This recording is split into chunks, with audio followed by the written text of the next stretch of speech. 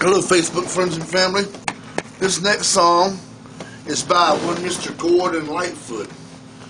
I don't know if this was in the 60s or 70s, but this was a song. My daddy had the album about when I was a kid. He had a whole lot of Gordon Lightfoot, albums, but this is one that I used to sneak and listen to it sometimes. It was spooky, and it still kind of eerily reminds me of the haunted house I lived on 1306 Ed Cook Road in Durham. It was, basically poltergeist activity seriously at 1306 Ed Cook Road, that little cinder block house, because I think the Hartmans owned that house back then in the 70s. But a little girl had lived up there in the attic and got hung one night sleepwalking on the steps outside, and so for 5 or 6 years I was tormented as a child living in a house. So not only did we have to go see psychiatrists and an exorcist for the house, and a preacher come by basically, and he was exorcise the house or whatever and pray there and everything to get rid of the thing, but we eventually moved. Well, I moved before they did. But I remember night after night, I listened to this song in the daytime. Then at nighttime I'd be there.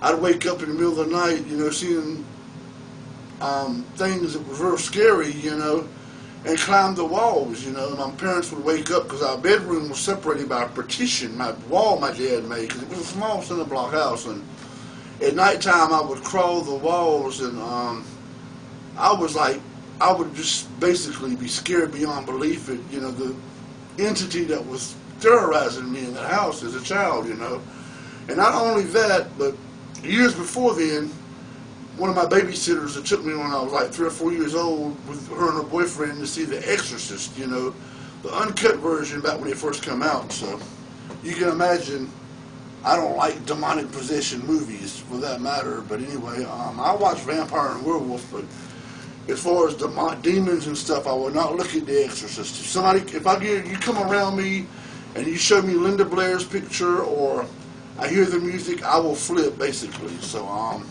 that's a warning to those of you who don't know me. But this song here brings back memories of that time in the 70s, early 70s, living at 1306 Ed Cook Road. And the name of the song is The Wreck of EDMUND FITZGERALD. And it makes me think about my dad too, all the troubles that he went through during that time. And we all went through troubles at that time. And basically I think, that place was full of demons and rest the spirits, But anyway, this song is called The Wreck of EDMUND FITZGERALD by Gordon Lightfoot.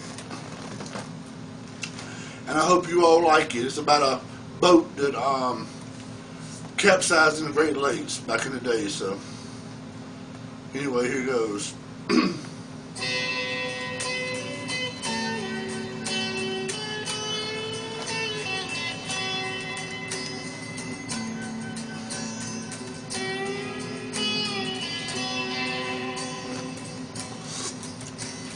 Legend lives on from the Chippewa on down of the big lake they call Ginchagumi. The lake it is said never gives up for dead when the skies of November turn gloomy. With a load of iron ore 26,000 tons more than the EDMUND FITZGERALD lay empty. That good ship and true was a home to be chewed when the bones of November came early. The ship was a pride of the American side, coming back from some meal in Wisconsin. As the big freighters go, it was bigger than most, with a captain well seasoned. In some terms with a couple of steel firms when they left fully loaded for Cleveland. And later that night when the ship's bell rang, could it be the north wind they'd been feeling?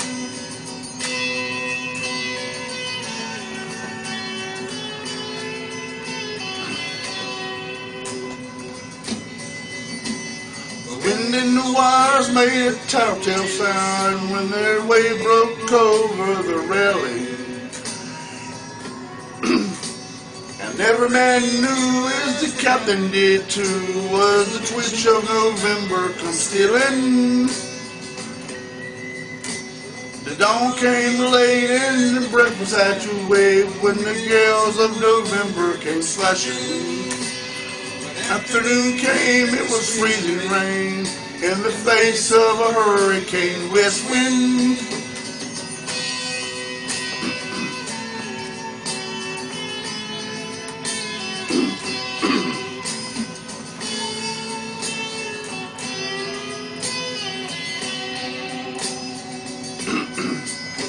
When supper time came, the old cook came on deck saying, "Fellas, it's too rough to feed ya. It's 7 p.m. my main hatchway caved in." He said, "Fellas, it's been good to know ya." The captain wired in, he had water coming in, and the good ship and crew was in peril.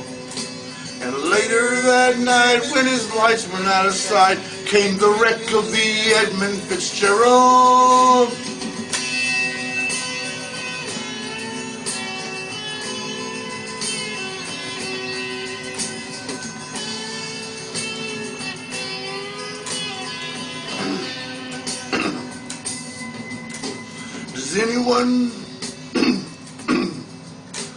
Does anyone know where the love of God goes when the waves turn the minutes to hours?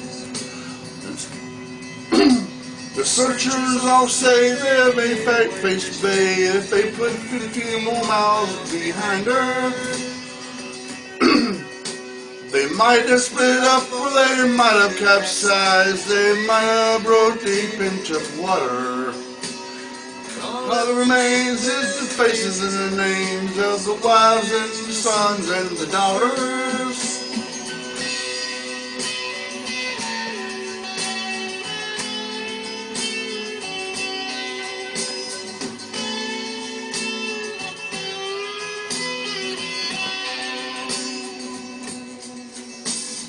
Lake Huron rose, Superior sings, and the ruins of her Lightfoot mansion.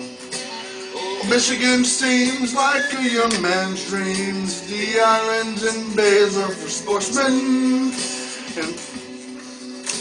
and farther below, Lake Ontario takes in what Lake Erie can send her.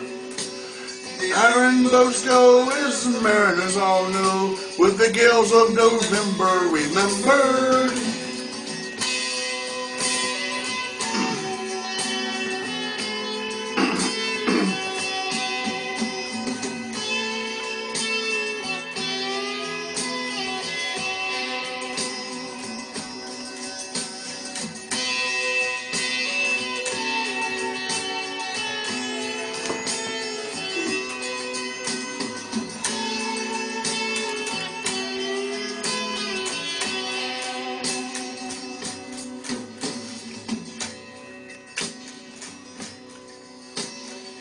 In the old hall in Detroit they prayed, in the Maritime Sailors' Cathedral.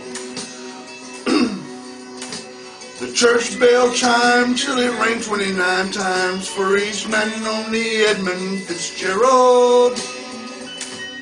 The legend lives on from the Chippewa down of the big lake they call Gitchigumi. Superior, they say, never gives up her dead when the witch gales of November come early.